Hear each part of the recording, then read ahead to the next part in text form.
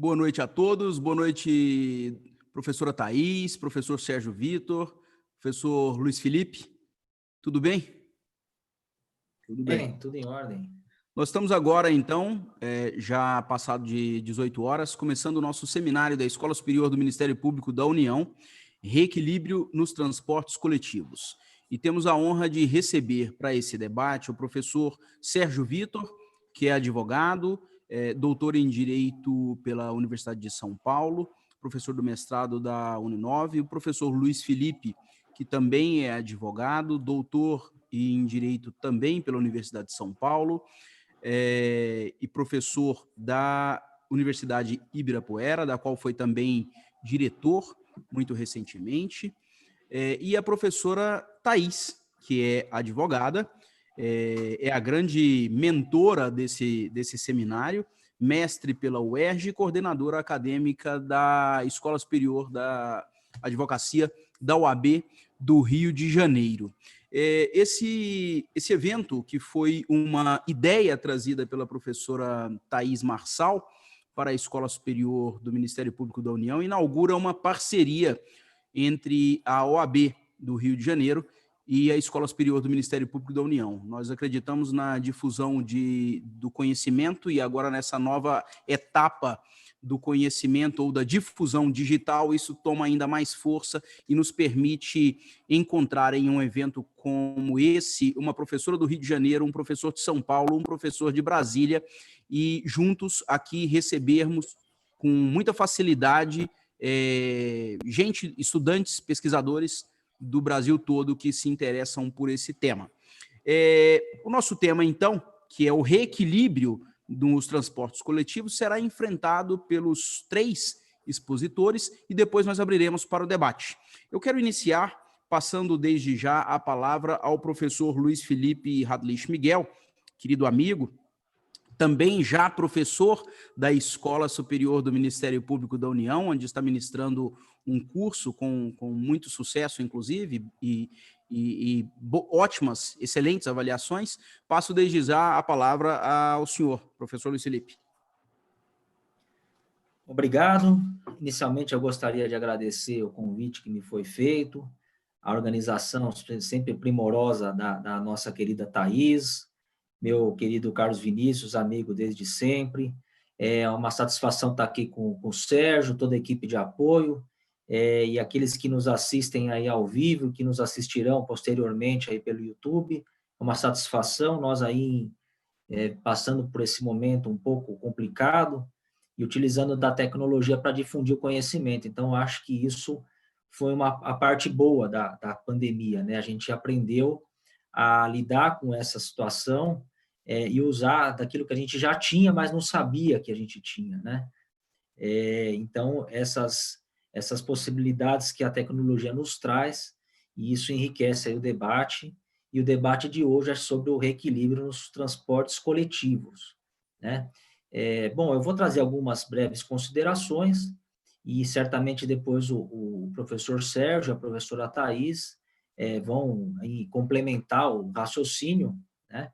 Mas vocês sabem que, em função da nossa atual situação, o transporte público, né, principalmente o transporte por ônibus, que a gente vai tratar aqui, talvez a gente faça mais adiante um breve apanhado do transporte aéreo, mas a gente tem visto uma queda de demanda muito grande, né, em função da restrição de locomoção das pessoas, até por orientação da própria administração pública de evitar aglomerações. Então, a gente tem vivido aí numa situação em que a queda de demanda ela não precisa ser nem muito constatada, ela é até natural, né? Se você pegar aí um momento de normalidade do transporte e comparar com o de hoje, essa queda ela é astronômica, né? Eu tenho aqui dados do estado de São Paulo com relação ao transporte rodoviário interestadual. A agência reguladora aqui já tem alguns números, a Artesp, e se trabalha aí na casa de 85% a 90% na queda de demanda, né? A Artesp, ela tinha inicialmente obrigado as concessionárias e permissionárias do serviço a manter 30% da sua frota em operação, né, 30% dos horários, mas o fato é que isso é só para manter a continuidade do serviço, mas o fato é que não tem movimento nem para esses 30% de frota que está aí circulando, né? Então, em função de uma queda grave na demanda, é natural que se pense aí em reequilíbrio desses contratos de permissão e concessão. E aí vem a discussão, como reequilibrar esses contratos, né? Bom, vocês sabem que os contratos de concessão de serviços públicos, eles envolvem investimentos. Nos casos, por exemplo, de rodovias, o grande investimento do concessionário é na implementação da infraestrutura, né? Então, a gente diz que o CAPEX da concessão é muito alto, né? A gente tem um capital investido de início para a construção da infraestrutura. Mas o custo operacional depois ele é bem menor, né? Por quê? Porque você não tem lá grandes despesas operacionais para a prestação do serviço. Diferente do transporte, em que você tem um custo de implementação pequeno, né? Na verdade, você tem lá a aquisição de veículos, né? A compra dos ônibus, uma infraestrutura mínima de garagem, manutenção, mas o grande custo mesmo da operação do transporte é motoristas, né? Mão de obra, cobradores e combustível.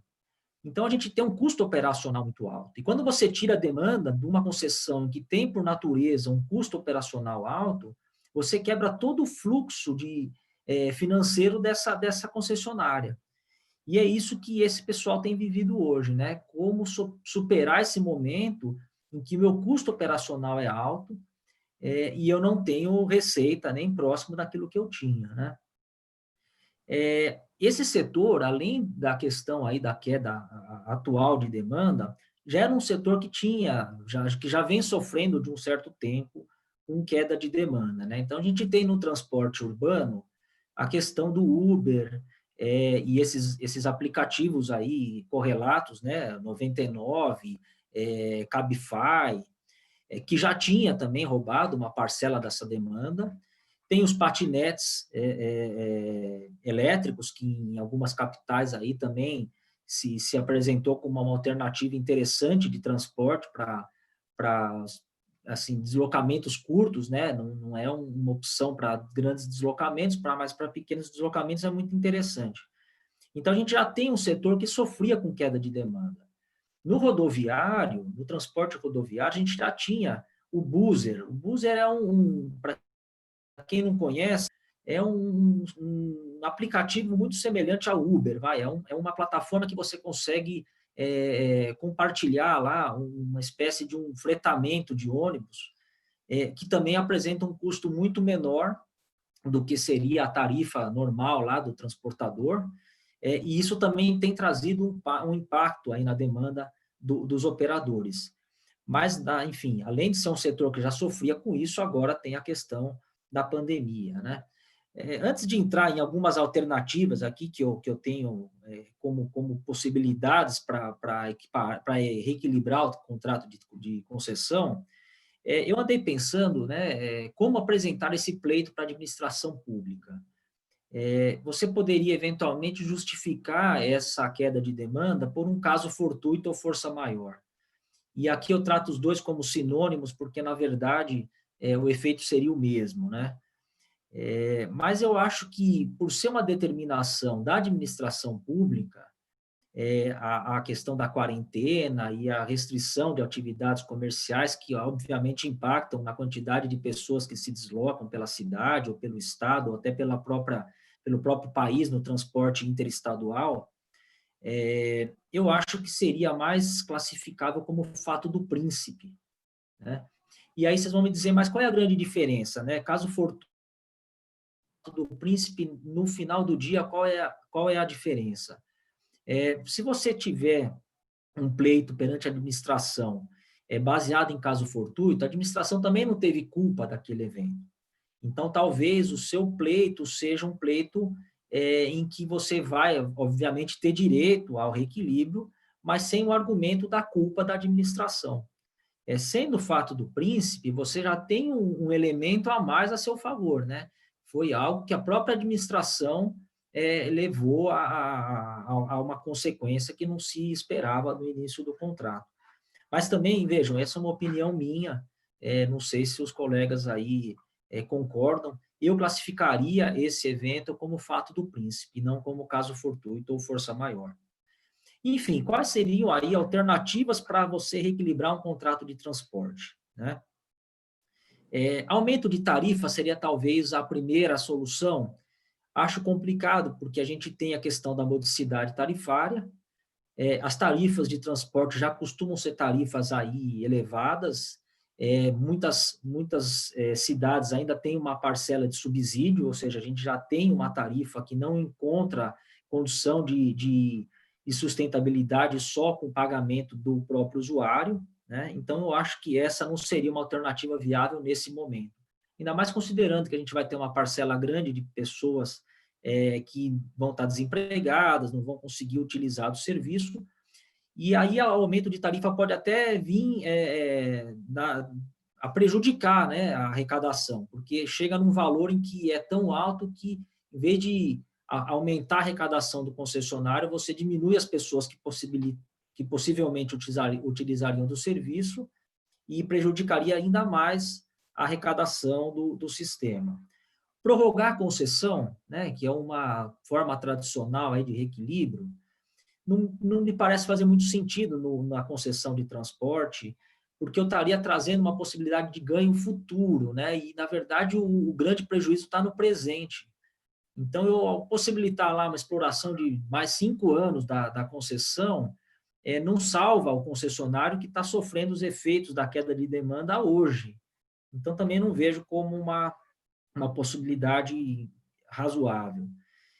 Diminuição de encargos, aí sim eu acho que talvez traga algum pequeno resultado, né? Então, se eu tenho lá uma obrigação de manter uma idade máxima de frota, né, que isso lá, obviamente, impacta no seu valor de investimento, se você aumentar essa idade de frota, em vez de você exigir lá ônibus com até 10 anos, permitir que se exija ônibus até 15, talvez isso traga lá algum fôlego financeiro no fluxo da concessionária, né?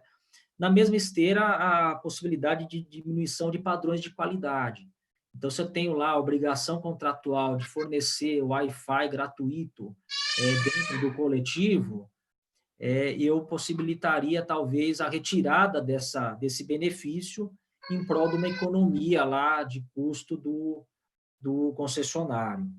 Mas também eu acho que seria uma coisa muito marginal, um custo muito pequeno, não seria o suficiente para reequilibrar, mas já é alguma coisa, né?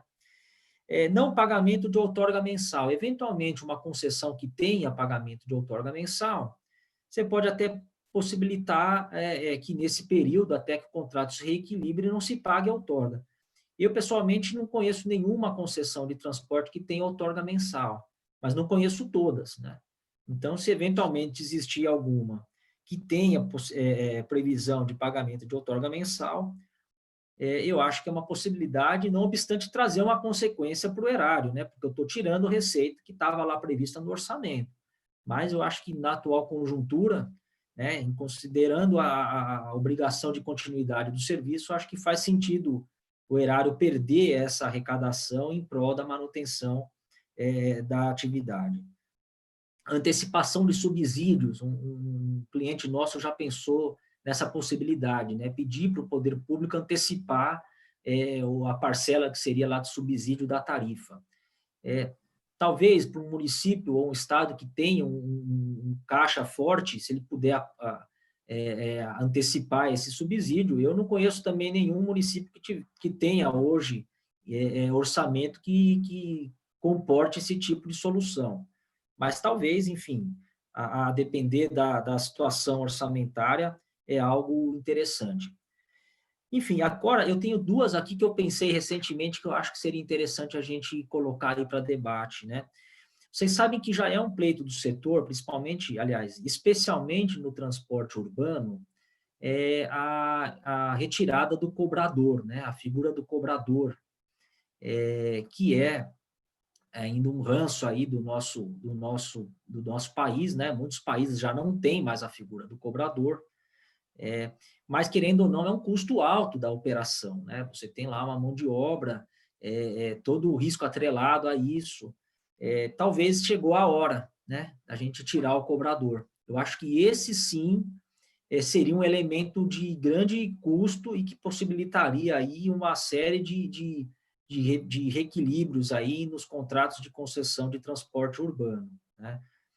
E, por fim, essa sim uma questão, uma possibilidade talvez mais ousada, né? Que também não sei como é que os órgãos de controle enxergariam, mas me parece algo bem interessante. As concessões de transporte, usualmente, são concessões comuns, né? Concessão comum, lembrando, é aquela em que a remuneração do concessionário advém da arrecadação tarifária, eventualmente uma receita acessória qualquer, mas não tem participação do Estado, né? Não tem um dinheiro do cofre público aportado na concessionária. A ideia seria, talvez, transformar concessões comuns de transporte em concessões patrocinadas, né? Eu alteraria a natureza da concessão, então eu sairia de uma concessão comum, transformaria aquele contrato numa concessão patrocinada, em que eu teria lá um mínimo remuneratório estabelecido, e se esse mínimo não for atingido através da arrecadação da própria tarifa, o poder concedente completaria, né?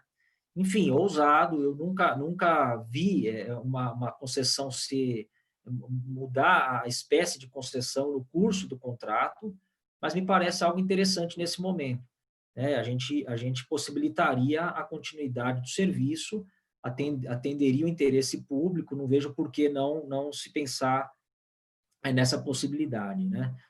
E, por fim, eu acho que seria razoável pensar numa alteração completa da matriz de riscos da concessão.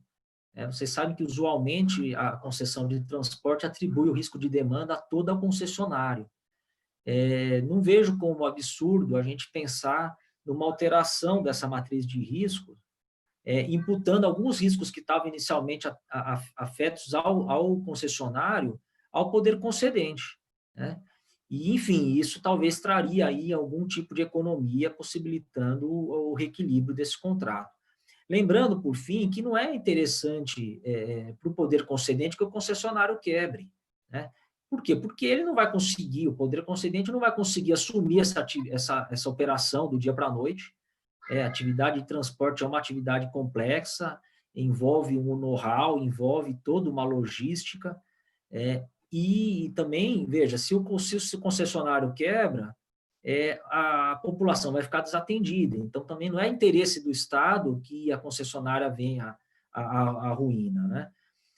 Enfim, eu acho que essas são aí questões que a gente pode debater. Não tenho aí ainda notícias de pleitos levados a efeito aí perante a administração, que já tenham decisão. Eu já tenho notícia de alguns pleitos já direcionados à administração, mas não tenho ainda nenhuma notícia de algum aditamento assinado, algo que restabeleça o equilíbrio inicial, né?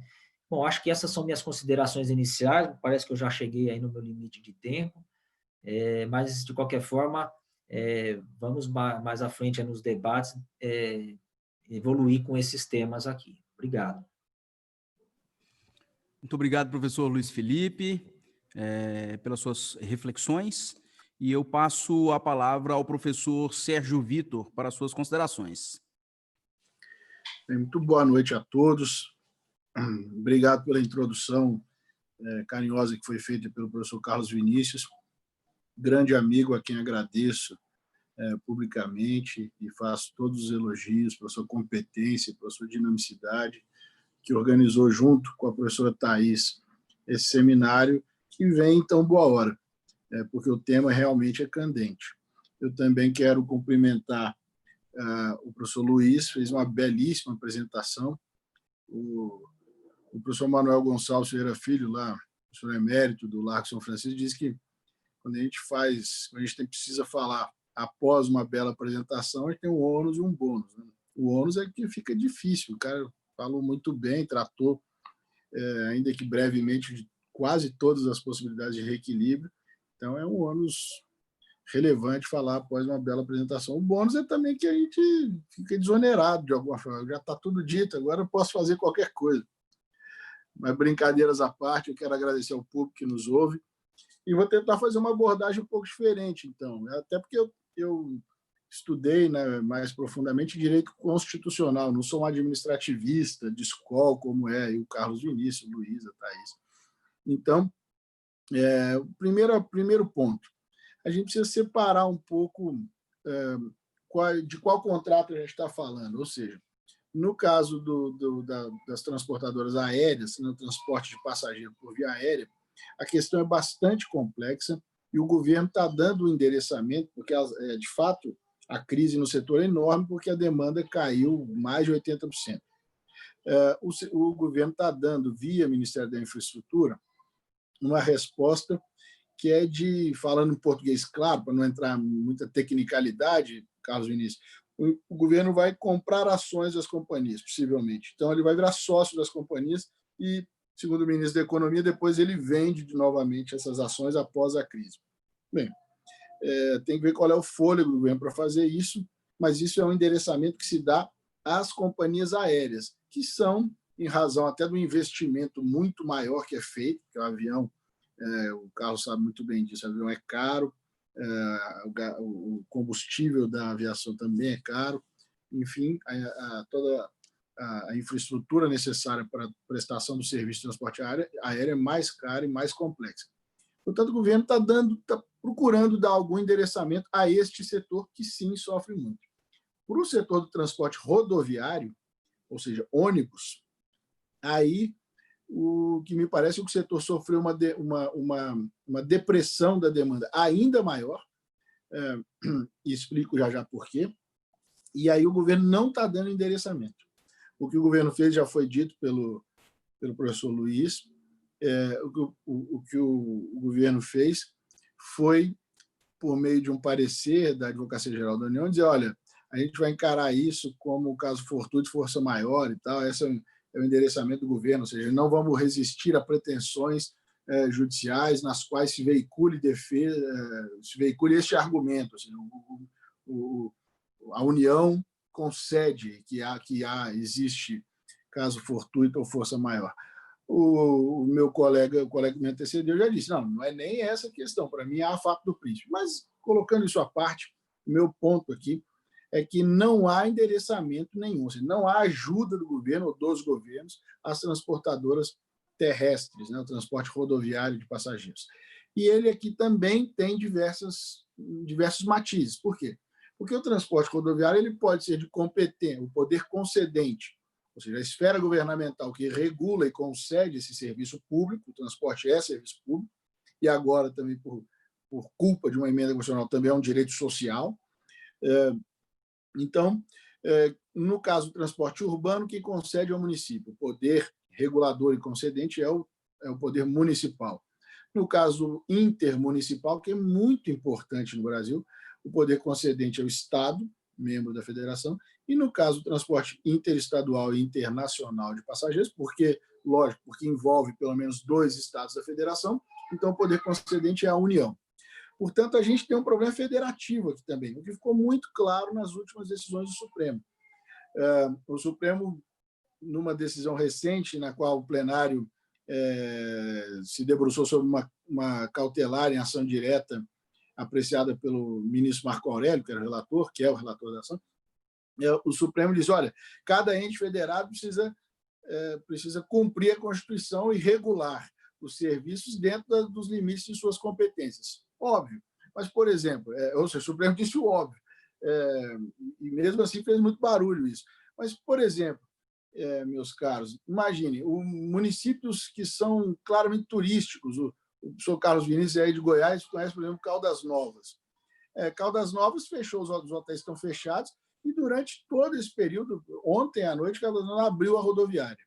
Então, nota, ontem a Caldas Novas resolveu abrir a sua rodoviária. Até ontem, nenhum ônibus de transporte intermunicipal, ou seja, que ligasse, por exemplo, Goiânia a Caldas Novas, tampouco o transporte interestadual, que ligasse Brasília, Caldas Novas, ou São Paulo, Caldas Novas, ou Uberlândia, Caldas Novas, linhas bastante movimentadas. Mesmo com considerado poder concedente do transporte intermunicipal, que é o Estado de Goiás, e o poder concedente do transporte interestadual, que é a União, esses dois poderes concedentes, o Estado de Goiás e a União, não vetaram o transporte. Ou seja, o governador Caiado até vetou durante o período, mas em abril ainda normalizou. Falou, tomados os devidos cuidados, enfim, com algumas restrições óbvias, pode haver o transporte. Mas pouco valia a competência exercida por quem de direito, que era o Estado de Goiás, porque, por ordem do prefeito e da diretora da rodoviária, possivelmente de Caldas Novas, naquele município aqui ninguém entra, porque aqui não abre a rodoviária. E aí eu fiquei até sabendo que algumas operadoras que lá ingressaram tiveram que parar o ônibus no meio da rua para as pessoas descerem, e aí houve multa. E aí a gente coloca em risco, evidentemente, a segurança dos próprios passageiros. Então, note que se não houver, aqui é uma questão federativa, mas se não houver uma coordenação do exercício dessas competências pelos diversos entes federados, exercendo cada qual dentro dos seus limites constitucionalmente impostos as suas respectivas competências e atribuições, a gente gera um caos regulatório, que é mais ou menos o que a gente está vivendo. Agora, imaginem, um setor que é o transporte, para a gente ficar no transporte rodoviário de passageiros não urbano, pensando no intermunicipal e no interestadual. Eu vou deixar o urbano um pouco de lado aqui, porque é diferente. Mas pensando num setor que já vinha de verificar uma depressão da demanda. O meu querido colega falou antes, por conta, por exemplo, do Buser, que é uma espécie de Uber de ônibus, que trabalha via fretamento, que é uma coisa eventual, mas, enfim, veio se colocando no mercado de uma forma interessante. Quem tiver alguma curiosidade sobre o Buser, teve um programa daquele da Rede Globo, como é que é o nome daquele jornalista que faz aquele programa terça-feira, era terça-feira à noite, pelo menos, que foi sobre a final da Libertadores do Flamengo, lá em Lima. E aí o pessoal fretou ônibus via Buser para ir um monte de torcedor do Flamengo ir e voltar, e tiveram problemas, e ele fez um programa, eu esqueci, acho que é Profissão Repórter, o programa chama Profissão Repórter. É o Caco Barcelos. Então, o Caco Barcelos fez um programa que tratou muito da questão do Buser. E, evidentemente, o Buser já roubava a demanda do transporte dos permissionários regulares. A gente não sabe se fala concessionário, permissionário ou agora autorizatário, é outro problema. Então, isso já havia um problema de demanda. Outro problema foi que, em 2014, ainda no governo da Dilma Rousseff, houve uma alteração por meio de lei, uma alteração legal. Na verdade, esse dispositivo especificamente veio alterar a Lei 10.233 e foi inserido como um jabuti ali, né, como uma surpresa numa medida provisória, que transformou o modelo de concessão ou permissão do serviço público.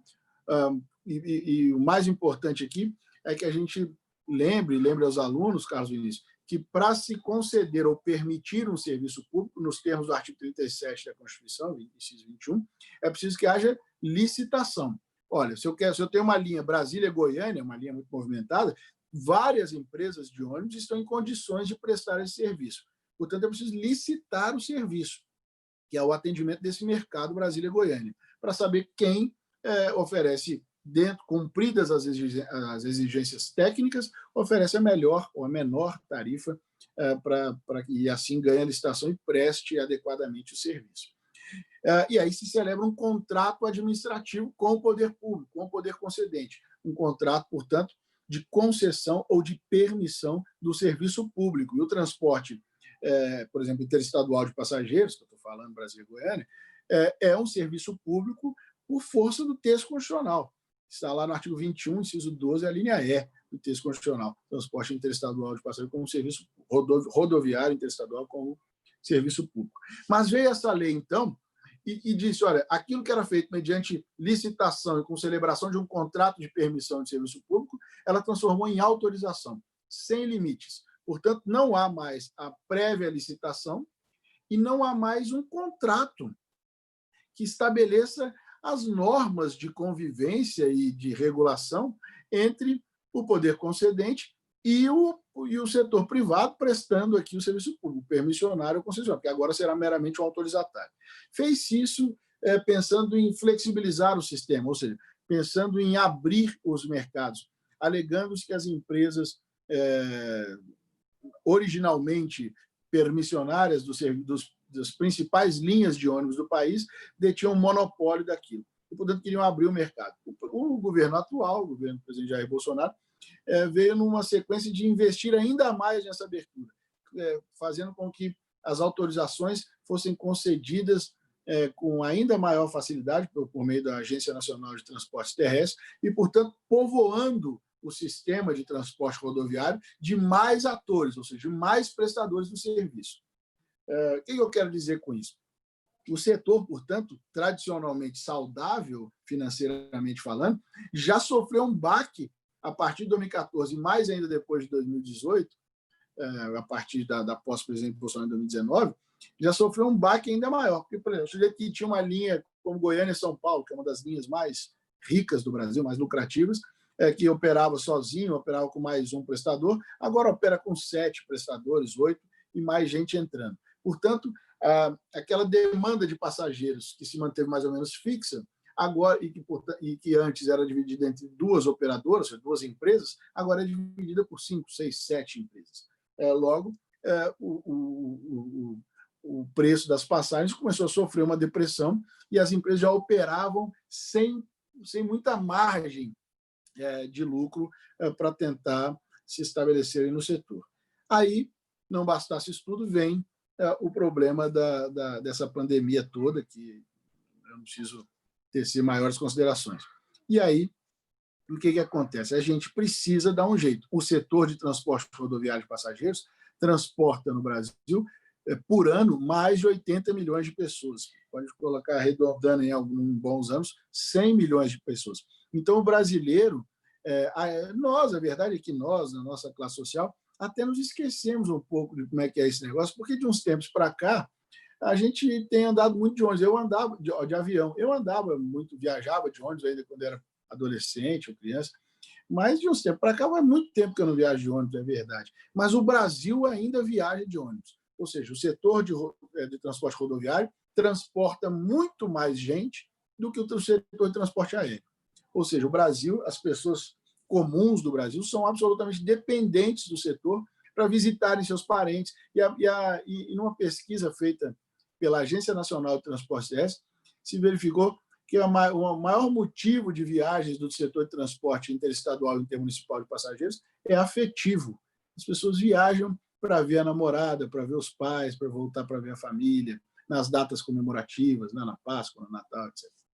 Então, isso gerou E hoje, para tentar resumir, hoje o setor então tem 90% da sua demanda simplesmente exterminada. Quem atua, e eu acabei de dar esse exemplo da rodoviária de Caldas Novas, atua com dificuldade, como se estivesse trabalhando clandestinamente. Entra no município e está lá a fiscalização querendo multar porque ele está prestando um serviço autorizado pelo Estado, ou pela União. Veja que coisa complicada. E quais são as balizas legais? Para fugir um pouco dessas alternativas negociais que o professor Luiz mencionou, para tentar falar algo diferente do que ele já falou, vamos falar. O que se diz sobre reequilíbrio econômico e financeiro do contrato administrativo? Jurisprudencialmente, eu me lembro de uma ação direta que eu até fiz lá em 2000 e tanto, mais de quase 15 anos atrás, professor Carlos Vinícius, em que é a ação direta 2649, lembro do número dela de cabeça, essa faz muitos anos. A primeira relatora foi a ministra Ellen Grace, e depois ela saiu do tribunal e herdou a relatoria a ministra Carmen Lúcia. Isso era o quê? Essas gratuidades que são geradas no setor de transporte. Então, gratuidade para deficiente físico, gratuidade para idoso, e essa eu acho que era de deficiente físico. E a gente falou, tudo bem, tem que transportar deficiente físico, o setor de transporte lá. Mas quem paga? É preciso um reajuste, é preciso um reequilíbrio do contrato administrativo, porque agora, pelo menos 2 poltronas serão gratuitamente concedidas a pessoas portadoras de deficiência. E aí o Supremo fala, não, isso não tem problema. A lei veio e colocou a gratuidade, a concessionária vai atrás agora do poder concedente e pede lá o reequilíbrio. O poder concedente nunca fazia reequilíbrio nenhum. Então, de fato, o fato do príncipe é complicado. O Poder Concedente pode acabar com o contrato também unilateralmente e resta a concessionária ou permissionária correr atrás do prejuízo. E agora nem isso se fala mais, porque é meramente uma autorização. O Poder Concedente dá e tira, como bem entender. Então, virou um setor que demanda investimentos altos de infraestrutura, porque, vejam, um ônibus custa entre 800 mil e R$1 milhão. Uma empresa média tem 30, 50 ônibus. Uma empresa pequena. Não, é um investimento alto, ainda mais no momento de grave e aguda crise econômica como a que vivemos. Então, a gente precisa de saber como tornar o setor saudável, ou seja, com os mercados, a linha Brasília-Goiânia.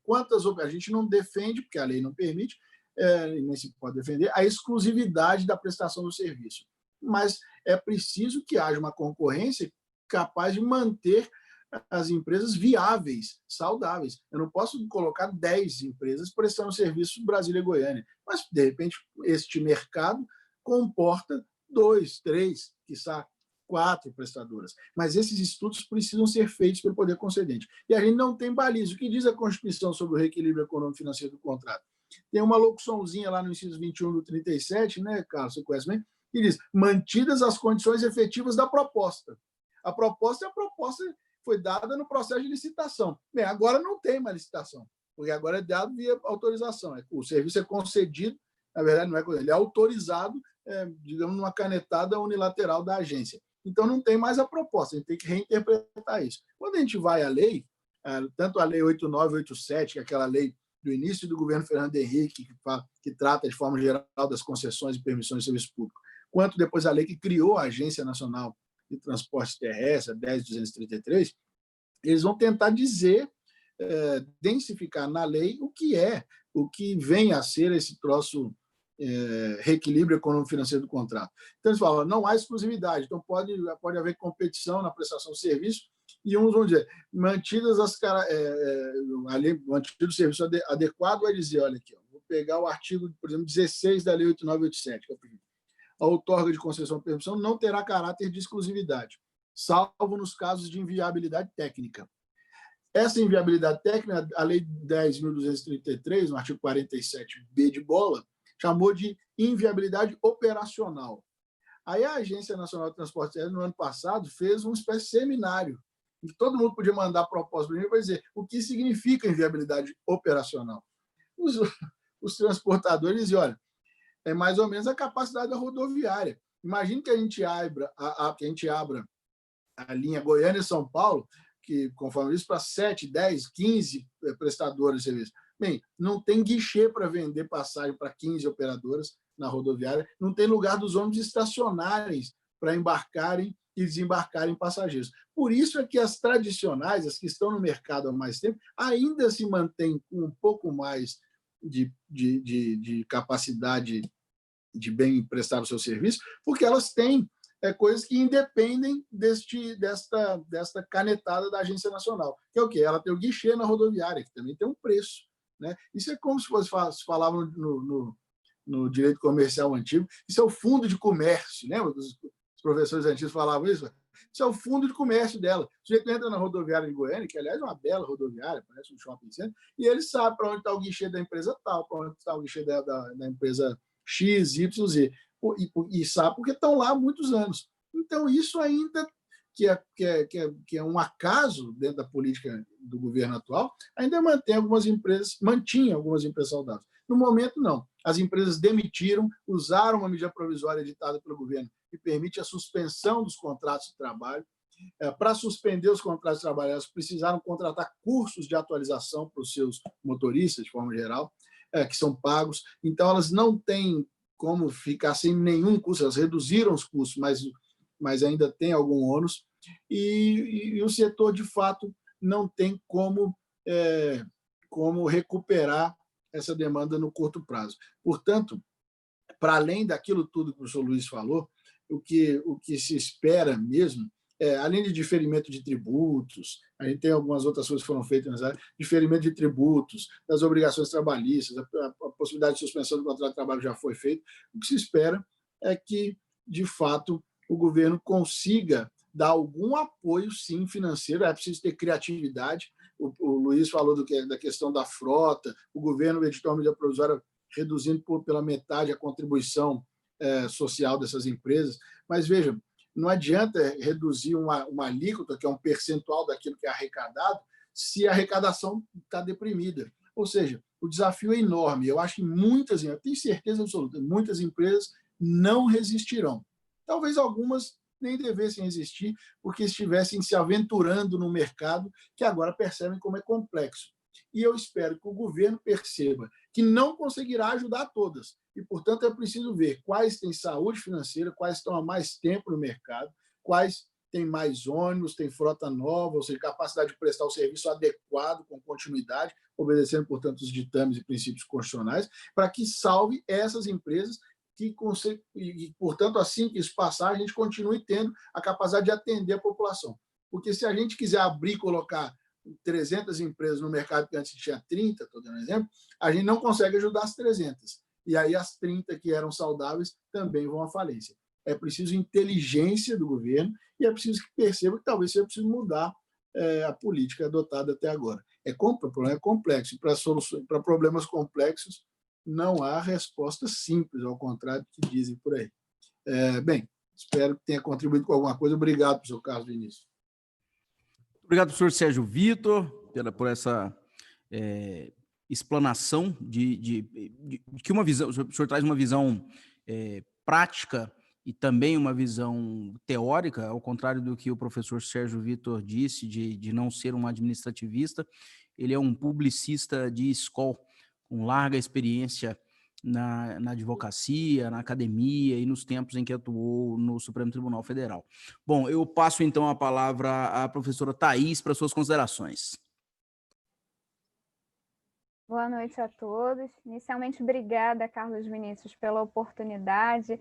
É a primeira vez que a gente consegue fazer um evento junto e que seja o primeiro de muitos, sempre aprendo muito com as suas ponderações, então vai ser motivo de grande alegria a gente poder avançar nas parcerias. Luiz, parabéns pela sua exposição, assim como o Sérgio, foram super elucidativos nas colocações, trazendo questões práticas, né? Acredito que essa pandemia traz muito isso inerente a ela, a necessidade da gente não ficar só na teoria. Se isso já era uma realidade no momento anterior, se faz cada vez mais latente diante de uma situação sem precedentes. Alguns tentam trazer alguma similaridade com a questão da gripe espanhola, mas o mundo é muito diferente da época em que ocorreu a gripe espanhola, né? Como ambos os professores colocaram, a gente tem uma circulação de pessoas muito intensa, a necessidade de você cada vez trazer respostas que sejam contemporâneas àquela dada realidade. Na fala dos professores, me chamou muita atenção o papel que as agências reguladoras vêm fazendo no setor e que vão precisar fazer.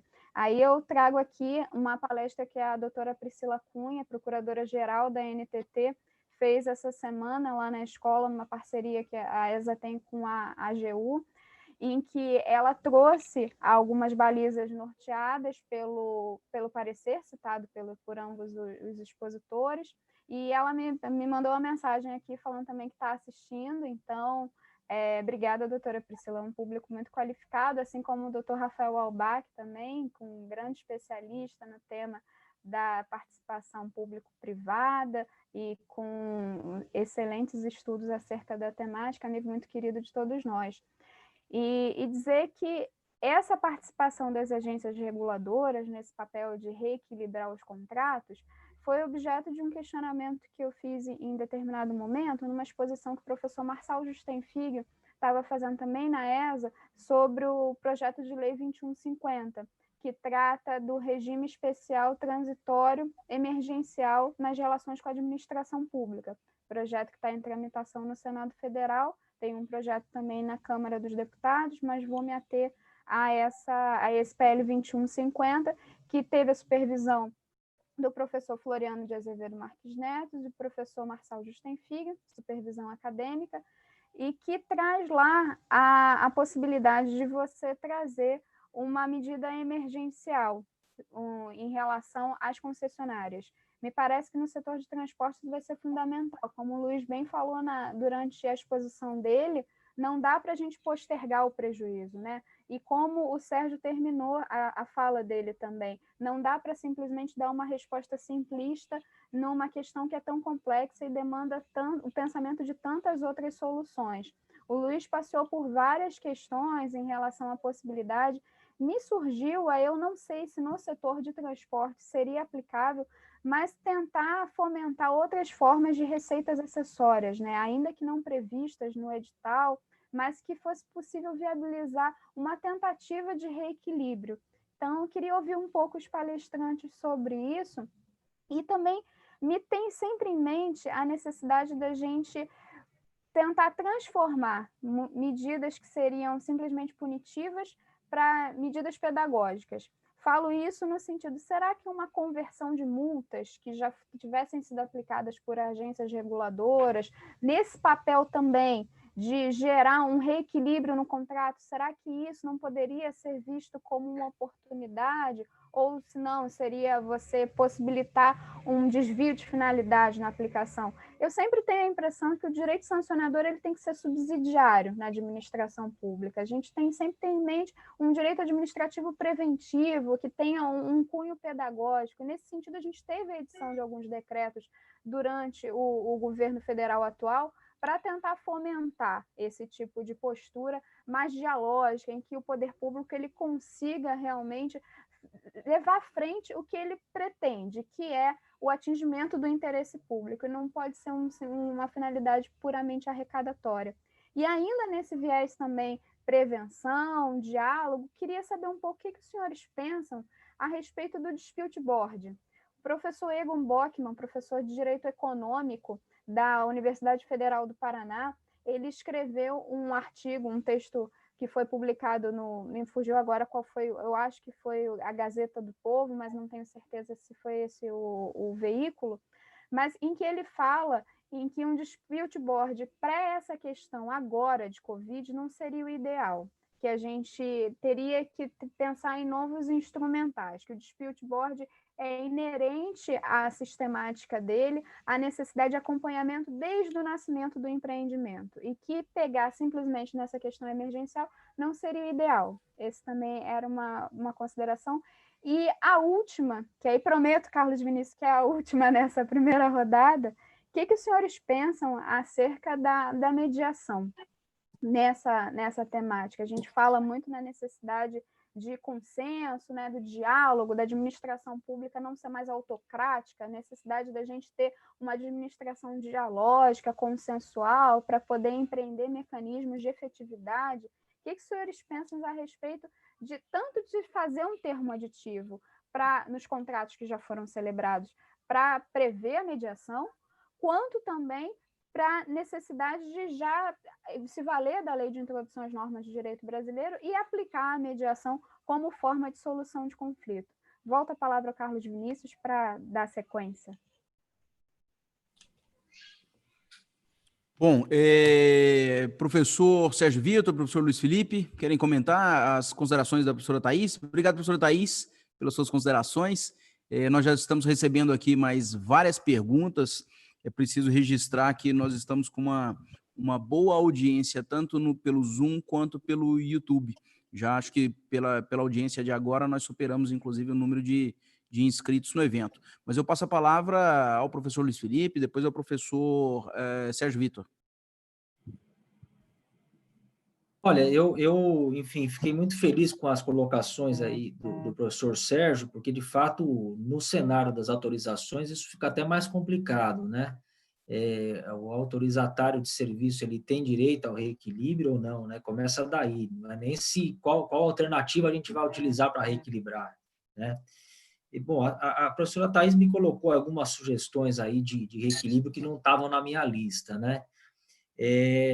Então, vamos lá, fomentar outras formas de receitas acessórias, né? Eu acho que, enfim, fantástico. A questão é que, do que eu conheço de transporte, não tem lá muita coisa para se inventar, não, sabe? A não ser que se crie algo novo que possibilite uma remuneração alta, não vejo algo que consiga se fazer agora de imediato, né? Então, veja, fomentar lá, eventualmente, uma propaganda dentro do coletivo, algumas concessões de transporte urbano permitem lá a instalação de TVs para veiculação de mídia. Isso tudo é possível, algumas já até existem, mas é uma remuneração muito pequena. Eu diria para você que não é isso que a gente vai conseguir salvar a concessão, não. Luiz, sabe, desculpa te interromper, mas só uma coisa que me ocorreu aí, realmente eu não sei se é viável, o quanto de rentabilidade dá, eu não sei também se essa realidade se reproduz em todos os estados, mas aqui no Rio de Janeiro, a gente tem muita figura do ambulante que ele entra, até é proibido pelas empresas, mas é um dado da realidade, um dado fático. E os ambulantes, eles entram para vender bala, em geral, essas mercadorias. E uma coisa que a gente viu na concessão das barcas de Rio-Niterói. Niterói é um município próximo aqui do Rio, que é separado pela Bahia, e lá eles tiveram, eu não sei qual foi a modalidade que fizeram, acredito que seja receita acessória, botar grandes empresas em que gerou emprego para essas pessoas ficarem vendendo, saíram da informalidade e conseguiu dar uma qualidade. Então, aquele questionamento do jeitinho, de chegar lá e pedir para o motorista para subir e fazer uma venda naquele ônibus. Isso daí já estaria institucionalizado, inclusive com lógicas de estratégia, né? Quando que entra um, quando que entra outro. E também você tem uma grande marca, né? Que nisso a propaganda, de repente, nem tanto pela venda, mas o cara tá lá vendendo lá o bombom, tá fazendo a propaganda dele, e isso gera, primeiro, me parece, assim, eu não sei a realidade realmente das empresas que exploram o setor, mas, primeiro, gera uma publicidade para as empresas que vão ter a propaganda naquele local e, por consequência, vão pagar aquilo para aquela empresa. Segundo, gera uma segurança, porque grande parte da violência que a gente vê, não estou generalizando, assim, mas estou falando que é um dado expressivo, são pessoas que foram vender e acabaram por ter acusados de violência, por roubo, furto, essas coisas todas. Então, você teria uma identificação, daria maior segurança no sentido de violência, né? E um terceiro, eu acho que seria uma forma até de entretenimento, né? Você chega ali com alguém, ao mesmo tempo é meio chato, né? Porque alguém fica falando no teu ouvido, mas me pareceu uma forma de fomento à geração de emprego, que eu acho que vai ser uma grande necessidade que a gente vai ver nesse cenário de pandemia. Eu acho que, assim, na verdade, a gente está dizendo aqui alternativas, né? Nada impede que a gente faça aí um pacote de reequilíbrio, né? Então, na verdade, seriam várias dessas opções aí somadas, né? Então, seria, eventualmente, fomentar uma receita acessória, diferir o pagamento de tributo, junto com o aumento mínimo de tarifa, quer dizer, dá para se pensar em um complexo de opções aí para que se consiga restabelecer essa equação inicial, né? Eu imagino só que a gente não deva pensar agora, de início, possibilidades de reequilíbrio que tragam receitas futuras, porque o problema está no presente, né? Eu posso, eventualmente, pensar em algo que traga uma receita lá daqui 2, 3 anos, mas isso não vai salvar o concessionário que está sofrendo os efeitos da queda de demanda no hoje, né? Então, e também acho que é difícil a gente pensar em alternativas que onerem o Estado, né? Talvez a gente teria que pensar em algo que conseguisse se extrair da própria concessão. Agora, no limite, eu acho que o Estado vai ter que pagar essa conta, né? Por quê? Porque é importante que a atividade seja continuada. Então, se a gente não conseguir encontrar dentro da própria realidade daquela concessão alguma alternativa que viabilize o reequilíbrio, no limite a gente vai ter que pensar em socorro do próprio poder concedente, né? Lógico que cada concessão tem a sua particularidade, né? Então, a gente está tratando aqui concessão de transporte de forma genérica, mas veja, na concessão urbana, de transporte urbano, a gente tem lá picos de horário com movimento e um horário intermediário em que se poderia talvez pensar numa diminuição maior de frota, né, uma diminuição de oferta de horário, e manter aí os horários de pico com a frota completa. Agora, veja que interessante, em algumas cidades, se limitou a quantidade de passageiros por veículo, né? Ou seja, eu diminuo o potencial de arrecadação daquele coletivo, e eu aumento o custo operacional, porque se estabeleceu uma regra de que nos pontos finais o ônibus passe por uma limpeza completa, né? Então, uma higienização de toda os assentos, as barras de segurança, tal. Então, quer dizer, eu tenho um custo maior, né? E eu tenho um potencial de arrecadação daquele coletivo menor. Por quê? Porque ele não vai trabalhar lotado, né? Eu tenho que ter lá uma quantidade máxima de passageiros. Então, o cenário é bem complicado mesmo, né? Eu tenho só custos a mais, receitas a menos, e o problema é que a gente não está vislumbrando um cenário aí de mais 1, 2 meses, né? Mesmo que as restrições aí de quarentena sejam flexibilizadas, não vai, principalmente no transporte aí intermunicipal, interestadual, eu não creio que a demanda vá surgir do dia para a noite, né? As pessoas ainda estão receosas de viajar. Então, aquele que tem uma viagem que não é algo essencial, urgente, vai postergar, né? E olha que interessante, é um setor que ele não se recupera como outros, né? Então, imagine vocês, eu vou lá a cada 2 semanas visitar a minha mãe que mora numa cidade distante. Eu fiquei agora 3 meses sem ir, né? Quando o serviço retomar, eu não vou pegar esses 3 meses que eu não fui e vou toda semana ver minha mãe. Eu vou continuar com aquela minha frequência de a cada 15 dias. Então, esse buraco que ficou, ele ficou, né? Esse daí não vai, é como o cinema, né? O cinema está fechado. Quando voltar, você não vai pegar uma semana inteira, vou todo dia para tirar o atraso, né? Então é isso, é um setor que mais ou menos funciona da mesma forma. A pessoa se desloca para o trabalho dela uma vez por dia, ela vai e volta. Esse período que ela não for, ela não vai fazer de novo, né? É isso. Com relação à mediação, eu acho que, enfim, agora é hora de tentar não arrumar briga, né? A verdade é essa. Se o poder público estiver disposto a encontrar uma solução em conjunto com o concessionário, é o melhor cenário, né? Eu acredito que em boa parte das concessões isso vai acontecer, né? Mas eu tenho também receio de como os órgãos de controle vão ler aí as alternativas que o mercado vai encontrar para reequilibrar, né? Eu tenho a impressão que algumas dessas que eu coloquei a vocês, especialmente aquelas que mudam a matriz de risco inicial do contrato, essa eu tenho a impressão que o Tribunal de Contas, espero que o Ministério Público não, né? Mas alguns contratos desses vão ser questionados, certamente, né? É isso aí. O professor Sérgio Vitor, quer fazer alguma consideração? Brevemente, professor Carlos Vinícius, falar de forma mais geral, porque, mais uma vez, o professor Luiz respondeu as perguntas da professora Thaís, eu posso ficar mais livre. Mas, de forma geral, é o seguinte: com as autorizações, com esse modelo de outorga do serviço público mediante autorização, não tem mais contrato para reequilibrar. Ou seja, você perde um instrumento jurídico essencial para a mediação desse negócio. Então, você foi a pretexto de abrir o mercado, de acabar com monopólios, um discurso liberal ou liberalizante, que não cabe para os serviços públicos, porque, veja, evidentemente, a concorrência, por mais que sejamos em favor de um mercado mais aberto, no momento mesmo em que determinado serviço é elencado pela Constituição como serviço público, ele passa a ter uma disciplina de direito público. O contrato administrativo é um contrato de direito público que se tem com o poder concedente.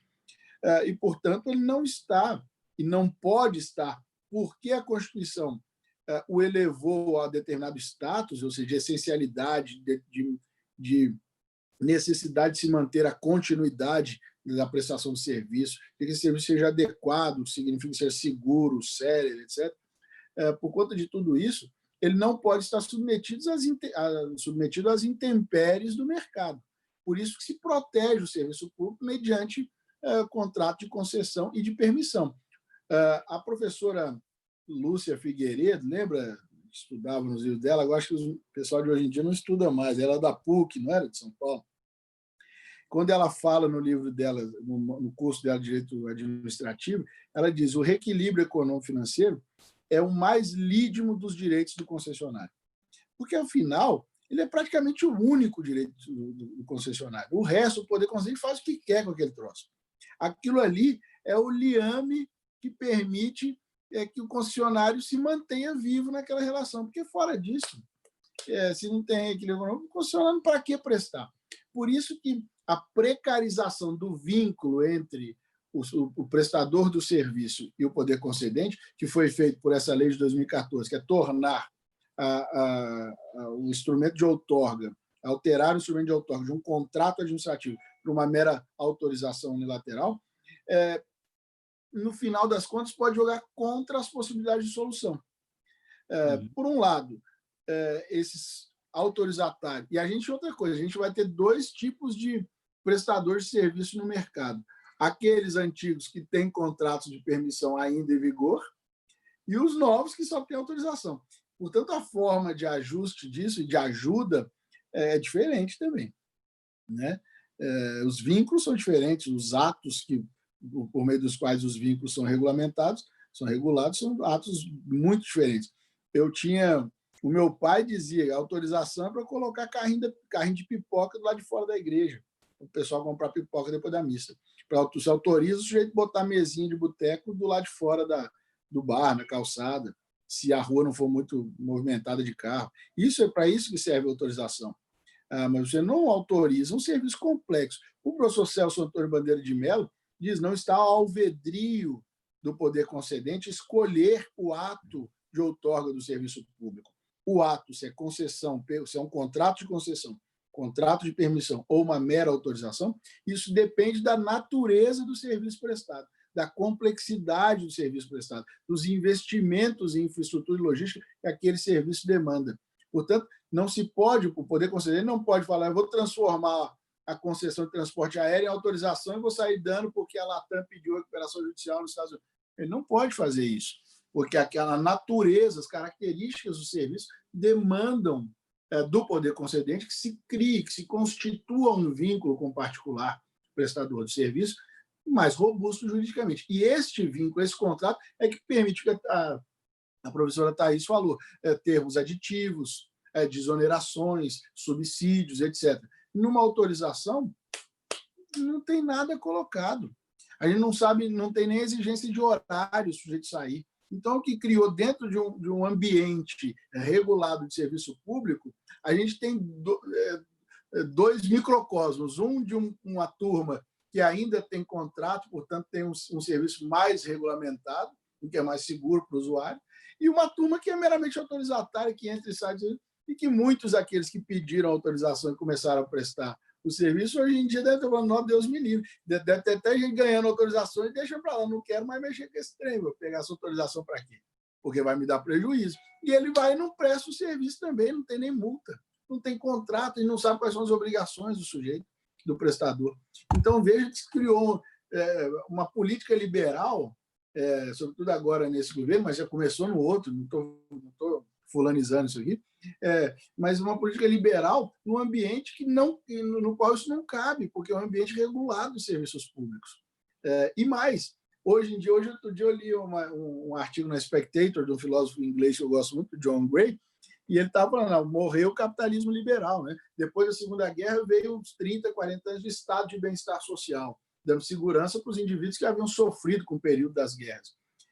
Depois cai o Muro de Berlim, a gente tem um período de mais liberalismo, né?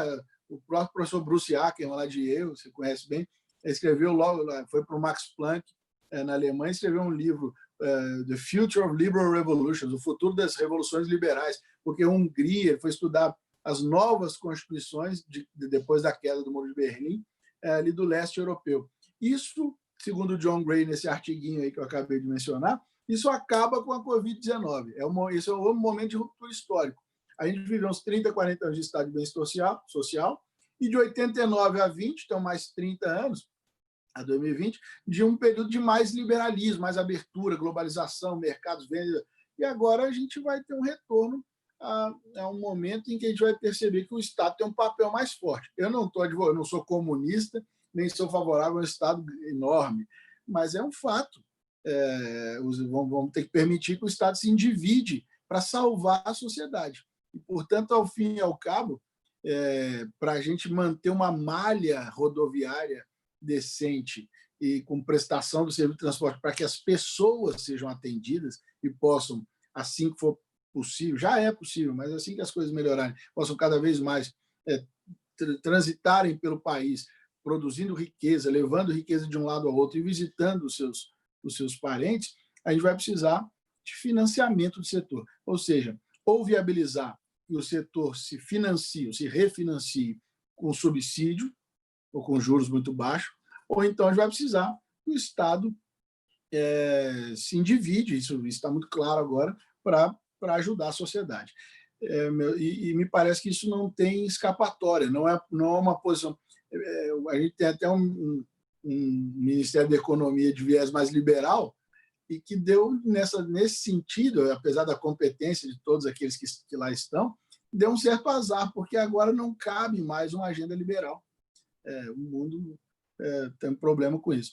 E no ambiente dos serviços públicos, professor Carlos Vinícius, eu quero crer que nunca coube plenamente uma agenda liberal, porque ali a concorrência é limitada. Enfim, é isso. Muito bem, professor Sérgio Vitor. Eu na condição de moderador, eu até vou abusar do direito de moderador e dar o meu pitaco, porque há pouco tempo eu conversei, tive alguma conversa com o professor Floriano, nosso querido professor Floriano, que é o diretor da Faculdade de Direito Largo de São Francisco, titular de Direito Administrativo, e com o professor Marcos Nóbrega, também querido amigo do Tribunal de Contas do Pernambuco, e nós falávamos sobre isso, conversamos longamente sobre isso, sobre como é que a gente reequilibraria esses contratos, como é que isso aconteceria em tempos de pandemia, e se esse ferramental do direito ele estava, ele seria suficiente para enfrentar esse cenário que se apresentou, né? Essa conversa, inclusive, para quem estiver nos ouvindo, boa parte dessas conversas estão disponíveis no site da Escola Superior do Ministério Público da União, em um quadro chamado Diálogos Interdisciplinares. E lá estão algumas conversas, foram gravados com algumas pessoas, outras, como os professores que estão aqui presentes, serão convidados oportunamente também para uma conversa, mas há uma parte dessa minha conversa com o professor Floriano e com o professor Marcos lá. E nós discutíamos sobre como seria esse reequilíbrio. A conversa é exatamente a tônica desse seminário. O professor Floriano acha que, e em certa medida concordei com ele, até porque é muito difícil discordar do Floriano, porque ele é bom de argumento para danar, ele acha que a matriz de risco dos contratos de concessão, dos contratos de permissão, que na verdade é uma espécie de brincar de Deus, né? Você faz um contrato longo em que as coisas podem mudar muito rapidamente, mas a gente se arvora ao direito de pensar que as coisas são imutáveis e que a gente consegue desenhar um futuro e acreditar que o contrato vai se manter como desenhado, né? A pandemia veio para mostrar para a gente quem somos nós e que a gente só brinca de Deus, mas que na verdade nós não somos, né? Nós temos que essa alocação de risco acabou não acobertando, por exemplo, os contratos de concessão e de permissão no transporte, né? Não havia, vocês que trabalham com esses contratos verticalmente, professor Sérgio Vitor, professor Luiz Felipe, eu não tenho notícia de nenhum que tenha previsto algo parecido com o que nós estamos vivendo. Se vocês conhecerem, é bom que nos diga. Mas ninguém previu isso, né? E aí, o professor Floriano, nessa conversa, nós falávamos exatamente sobre o exemplo que nós discutíamos, era o exemplo do aeroporto de Viracopos. O aeroporto de Viracopos está com uma demanda aí de 6% do que ele tinha. E o risco de demanda pela matriz de risco era o risco do concessionário, ou seja, o concessionário assumiu o risco da demanda. Agora o sujeito está lá com 6% e não tem o que fazer com aquilo. O aeroporto só serve para ser aeroporto. Ele só é shopping porque tem gente que vai para o aeroporto, senão não serve para mais nada, né? Aeroporto. E aí o professor falou assim, olha, essa situação que nós estamos vivendo é tão drástica e é tão dramática no mundo todo que parece que a solução não é encontrada nem na doutrina tradicional do direito administrativo. O professor Luiz Felipe, na sua fala, falou muito bem do fato do príncipe, mas talvez nem isso resolva, porque o Estado também parece, não é dele a responsabilidade de arcar fundamentadamente, 100% com isso que aconteceu, né? Então, me parece que é o caso da gente sentar e discutir uma divisão dos prejuízos, porque na verdade é isso, todo mundo tomou prejuízo, e tentar salvar todo mundo, tanto o Estado quanto a iniciativa privada.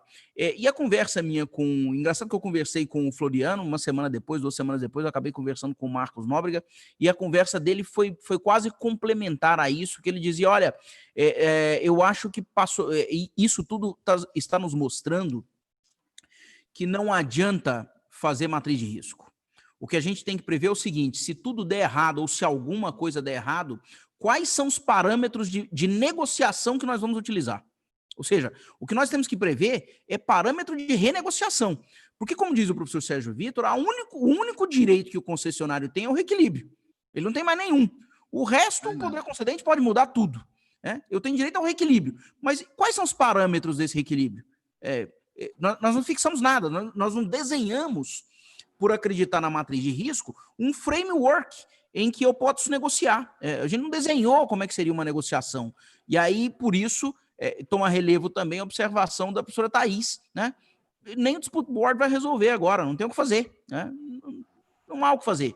Então, talvez seja o caso de reconhecer que de fato, a gente não tem o que fazer agora, sentar poder concedente e sentar concessionária e falar, olha, vamos dividir o prejuízo, vamos ter que salvar, nós estamos num período que é reconhecidamente um período de guerra, o mundo inteiro está fazendo isso, vários países, né?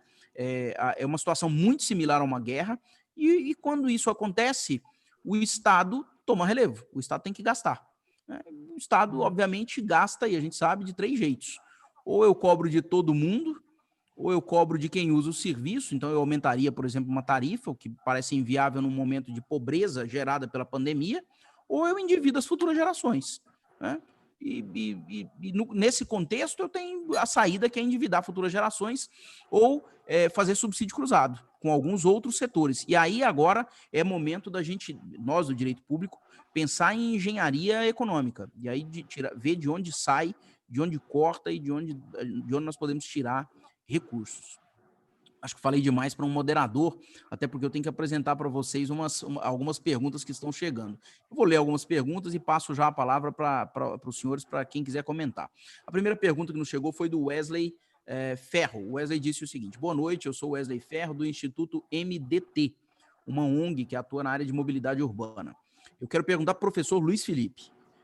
O senhor apresentou várias alternativas para o reequilíbrio do sistema de transporte público, mas quase todas com ônus financeiro assumido pelo setor público.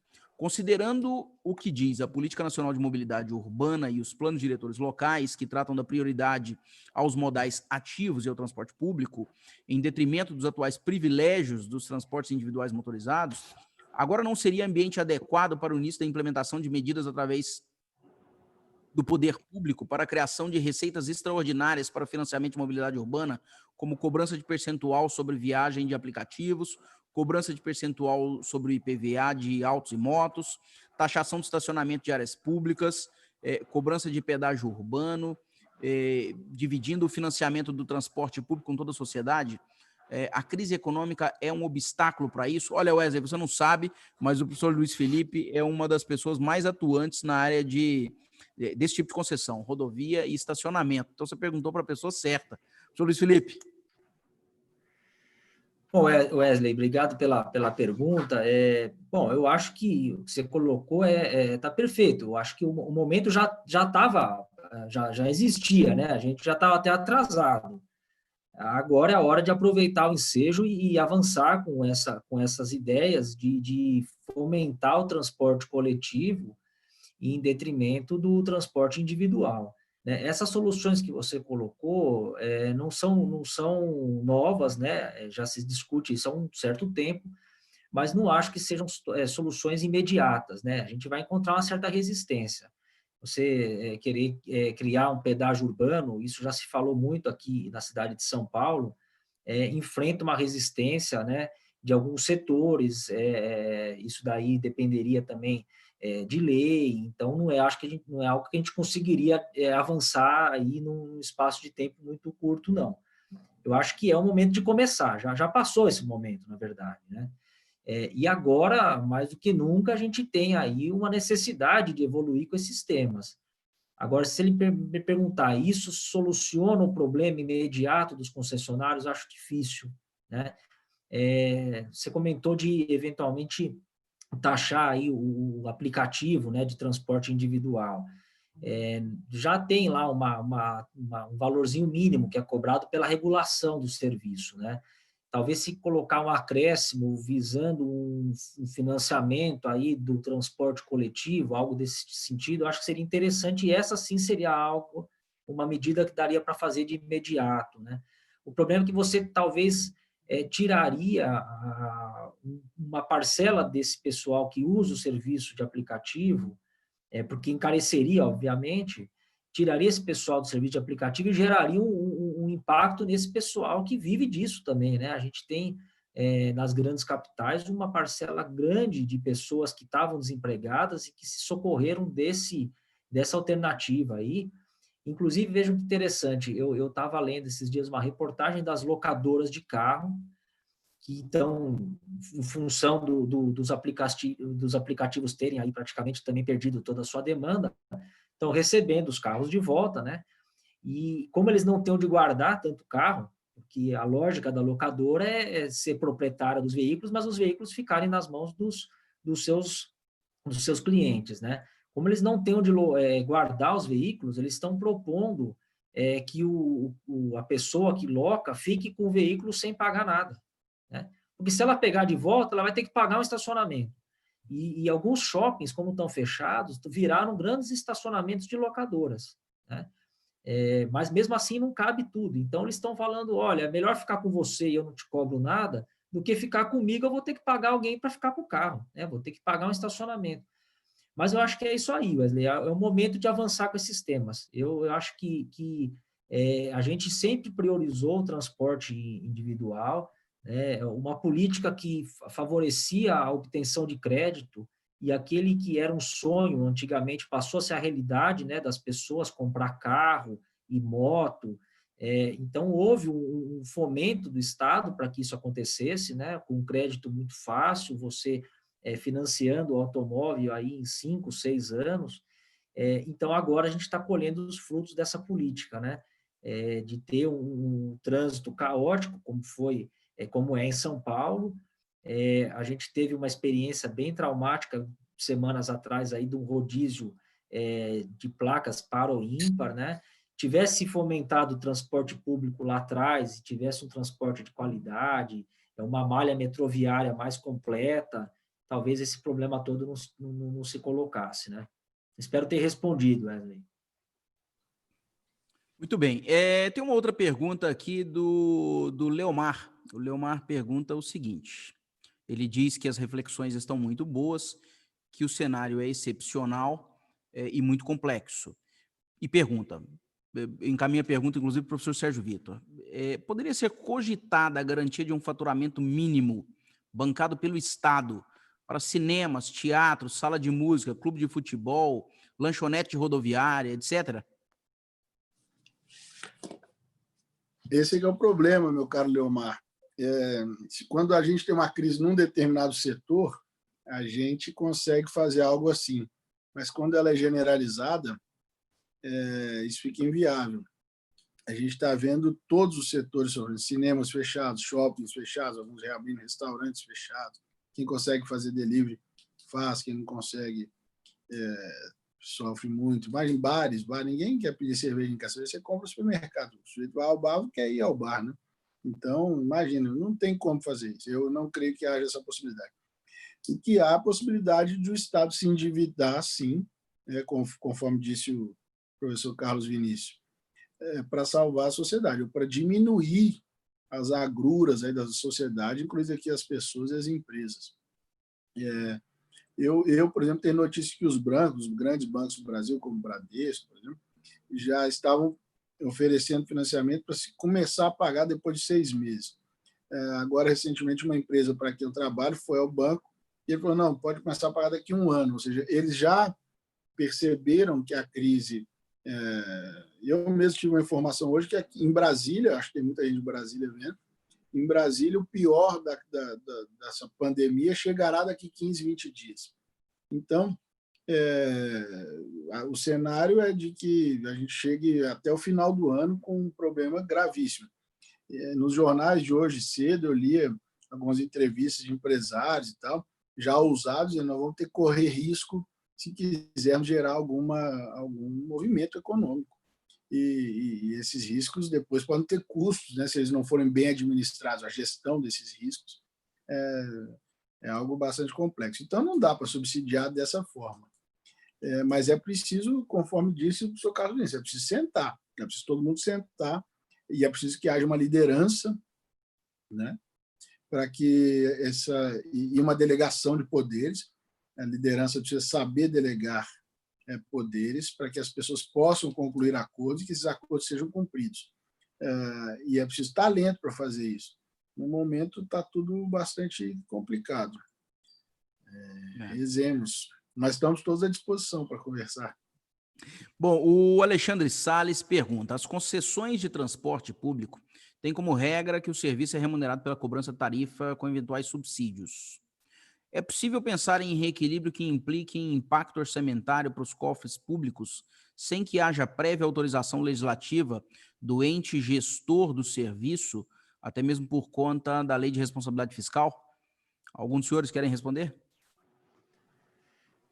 Olha, eu creio que a gente vai precisar de lei autorizando, não tem outra forma, né? Porque a concessão, ela nasce sem essa necessidade de reforço de caixa do Estado. E agora, se o cenário muda, veja, eu até havia proposto, né, eventualmente transformar uma concessão comum em patrocinada, e aí a gente teria, de fato, um aporte de recursos do poder concedente, mas teria que ter o aval do legislativo, né? Não vejo como. Não sei se o professor Sérgio concorda comigo. Eu tô de acordo. Eu ia responder de uma forma bem teórica, que é como eu falo nas minhas aulas de Direito Constitucional na graduação. A primeira função do Poder Legislativo é de ser um poder financeiro, um poder orçamentário, que autoriza gasto. E se a gente vai mexer, se a gente vai ter gasto, é preciso que o Poder Legislativo se pronuncie. Quero crer, mas várias outras regras constitucionais, para mim, bastante sólidas, já foram flexibilizadas durante essa pandemia. Então, eu quero crer que tem que ser assim, mas sei lá. Mas a consideração que o professor Luiz Felipe fez é uma consideração a ser colocada na mesa para o debate. Quando nós sentamos para discutir concessão, e eu estou falando da concessão ordinária, aquela concessão puro sangue, em que o usuário paga pelo quanto ele usou, em que o usuário paga pelo serviço utilizado, uma das soluções seria nós criarmos um modelo transitório ou um modelo de migração em que a gente transforma essas concessões ou permissões em algo próximo a uma concessão patrocinada, né? Então, eu tenho a possibilidade de um aporte financeiro do Estado que cubra o déficit tarifário que gerou desequilíbrio na minha equação. É muito possível que, e aí os senhores sabem muito melhor que eu, é muito possível que depois superada essa pandemia, que como o professor Sérgio disse, nós não sabemos quando ela terá fim, o próprio jeito de transportar vai mudar. As pessoas não poderão mais se aglomerar em pé dentro de um ônibus, as pessoas terão que manter um espaçamento mínimo, o transporte terá que passar por uma desinfecção. Isso importa em redução de transbordo e aumento de custo, né? E, obviamente, isso importa em necessidade de reequilíbrio. Então, talvez essa reengenharia da ferramenta jurídica seja uma saída a ser discutida. Mas aí surge de novo, nós precisamos de uma liderança para sentar, colocar tudo isso na balança e falar, vamos resolver. Professor Carlos, isso aí resolveria dois problemas, porque para fazer isso a gente precisa ter contrato, né? A gente não pode ter uma série de autorizatários por aí que o poder concedente já quase não os fiscaliza e não sabe quem são e em que condições prestam serviço. Então, isso revela que o serviço público, assim disposto na Constituição, precisa não precisa ser prestado em regime de exclusividade, lógico que não. Mas é preciso ter alguma regulação e a regulação visando a operacionalidade do serviço e a saúde financeira do prestador, em benefício do usuário. É isso. Eu acho que essa solução transformar a concessão por sangue em patrocinada, com uma ajuda do Estado via subsídio, é ótima. Mas a gente vai ter alguma dificuldade com alguns autorizatários, que isso fica difícil, porque ele não sabe nem fazer esse cálculo com relação a isso. É que nós temos que, inclusive, vai ter que repensar, inclusive, essa ferramenta de delegação. Como é que a gente faz tem ações no Supremo impugnando a lei das autorizações, então são 2 ações. Uhum. É um bom momento para o tribunal. Esse modelo da NTT de autorização é interessante porque alguns estados, e o estado de São Paulo é um deles, as permissões, elas eram permissões com prazo, né? Então, até já é um contrassenso, porque a permissão, via de regra, é precária, né? Mas aqui eram contratos de permissão com prazo. Então, na verdade, a natureza é de concessão, né? E essas concessões estão todas vencidas. Então, os atuais operadores do sistema aqui, do transporte intermunicipal do estado de São Paulo, eles operam meio que num limbo, né? Porque os seus contratos estão vencidos, mas ainda se submetem ao agente regulador, pagam uma taxa mínima de regulação, se submetem a tarifas máximas, enfim. E aí, o Estado de São Paulo já tentou por 2 vezes licitar o sistema, né? E as 2 vezes foram barradas pela Justiça, por uma série de inconsistências lá do edital. Mas o que eu achei de interessante nisso tudo? O mercado, e aí, numa das ocasiões, eu assessorava lá um grupo de umas 20, 25 empresas que se consorciavam para participar de um dos lotes. O mercado entendia que o melhor modelo era o de autorização, né? Usando o exemplo da NTT. E eles queriam que esse modelo se refletisse no Estado, que era, na verdade, uma tentativa de fugir do processo licitatório e deixar que todos os operadores que se interessassem por determinada linha fossem lá e pedissem a operação da linha, né? Eu já acho que hoje talvez esse cenário tenha mudado, né? Porque eu entendo que o autorizatário hoje está num cenário pior do que o concessionário, porque não sabe nem se tem direito ou não. Ele está descoberto. Aí, hoje ele está... Bom, mas eu acho que é só na NTT que tem isso, né? Não sei se... Eu não me lembro de nenhum outro estado que tem regime de autorização só. Não, né? Bom, antes de passar para as próximas 3 considerações, nós estamos recebendo aí várias perguntas, eu quero dizer a quem nos assiste que, para obter o certificado desse seminário, vocês têm que acessar o QR Code, que será apresentado ao final do seminário, no prazo de 24 horas, de 48 horas de sua finalização.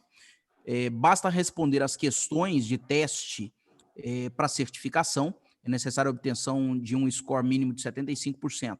O certificado fica disponível na página da Escola Superior do Ministério Público da União, escola.mpu.mp.br, na aba Certificado.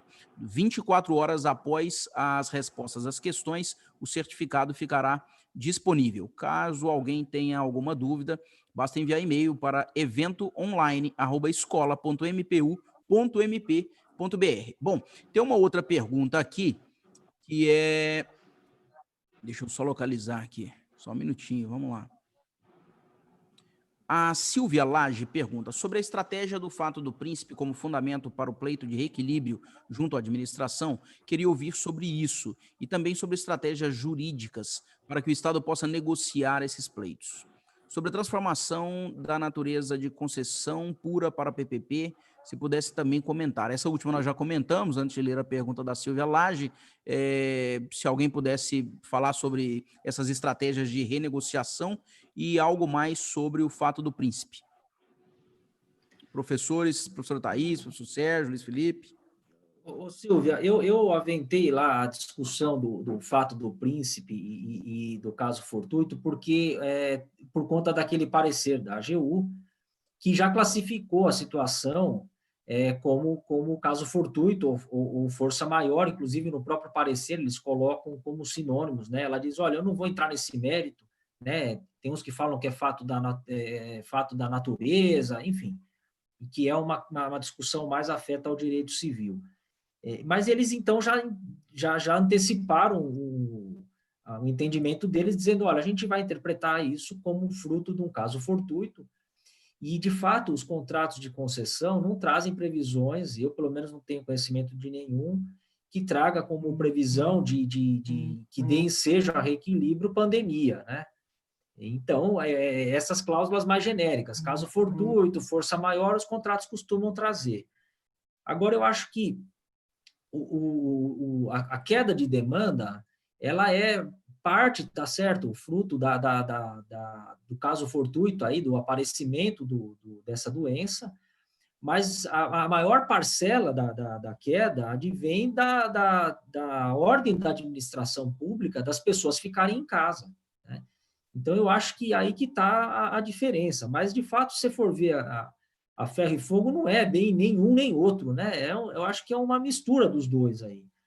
Mas eu acho que para o concessionário fica mais interessante ele justificar o pleito pelo fato do príncipe, porque ele coloca no colo da administração uma parcela da culpa do problema, né? Ao passo que se ele disser que é caso fortuito, a premissa é de que ninguém teve culpa com aquilo, né? Eu acho que robustece o pleito dele, mas é uma percepção minha. Eu não sei ainda se isso em juízo se sustenta, né? Mas não entenderia como correta a classificação pura e simples, como caso fortuito, como fez a AGU. Se vocês colocarem no Google essa questão, caso fortuito e fato do príncipe, pandemia, vocês vão ver que tem um artigo do professor Tucci. O professor Tucci é um professor de processo civil e foi o ex-diretor lá da Faculdade de Direito da Universidade de São Paulo, e ele diz que, de fato, é fato do príncipe. Então, eu não estou inventando, não. Na verdade, eu peguei lá o entendimento do professor Tucci. É o entendimento dele, com base na leitura do que ele faz aí, da situação atual, e eu acho que faz sentido, né? É isso. Eu creio que o Sérgio não concorda comigo, que naquela ocasião ele... Não, e depois queria ouvir a Thaís também. Eu acho que varia.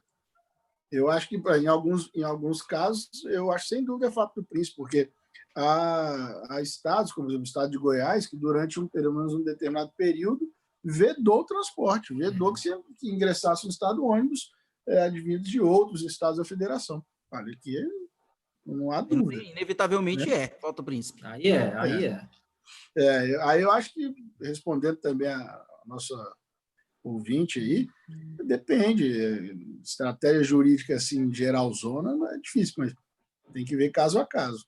Mas pode ser fato do príncipe, esse é um exemplo, claro.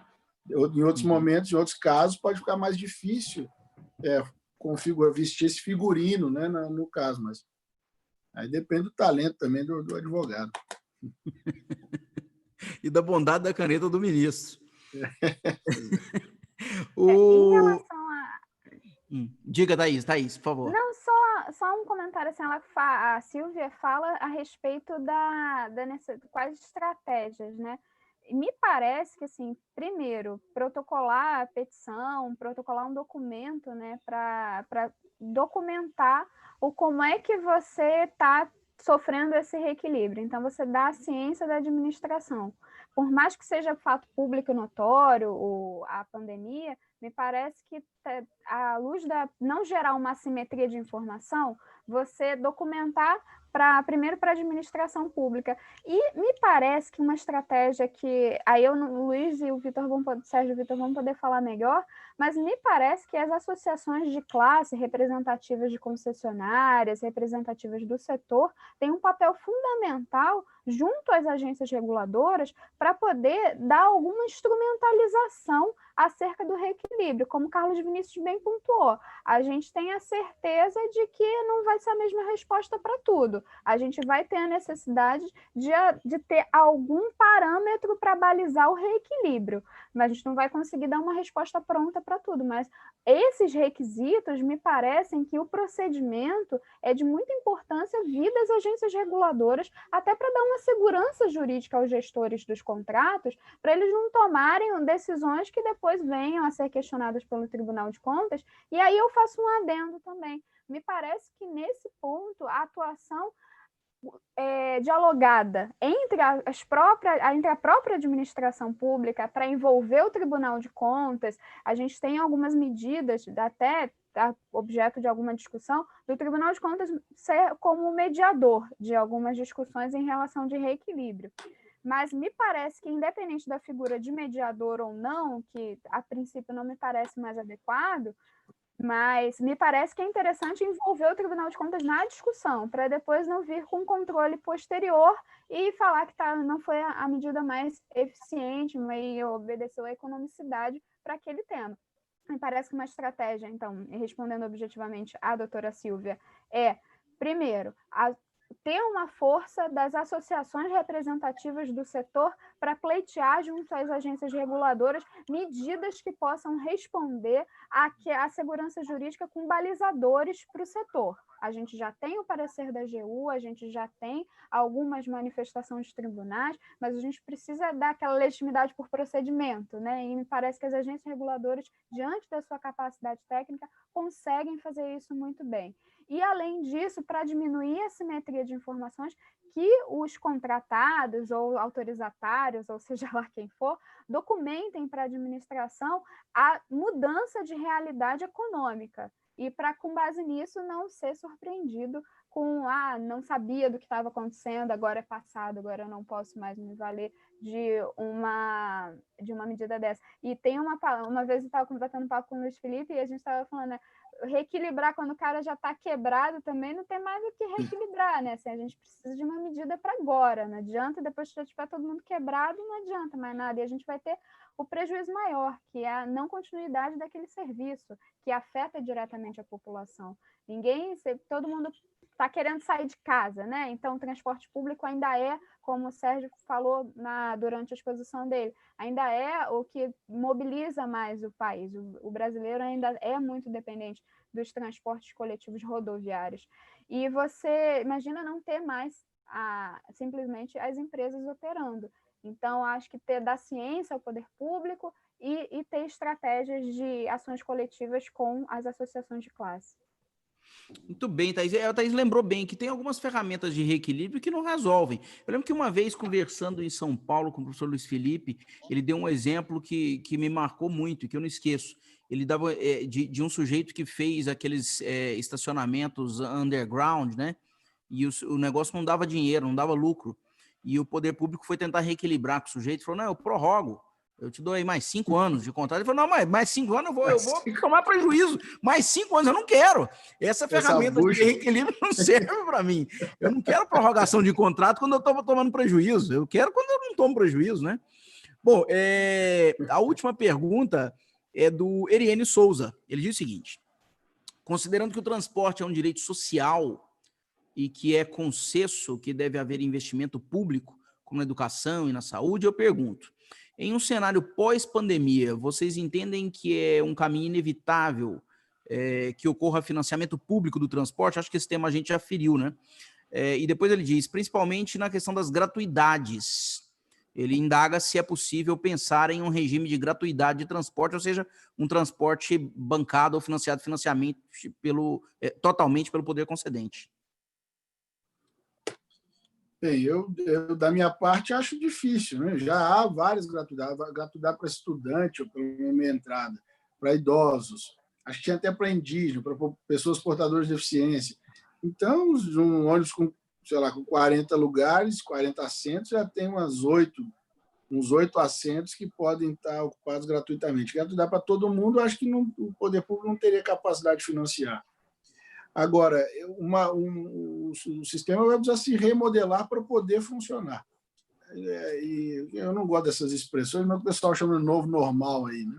Então é isso, uma poltrona assim, uma não pode sentar um atrás do outro, não pode sentar um do lado do outro, vai fazendo um zigue-zague no ônibus. E, portanto, o ônibus vai ter que andar com 1/3 para perto da metade do seu total de assentos. E se é assim, bem, é óbvio que tem que ter um reequilíbrio desse contrato, quando há o contrato. E é preciso haver, talvez, um subsídio.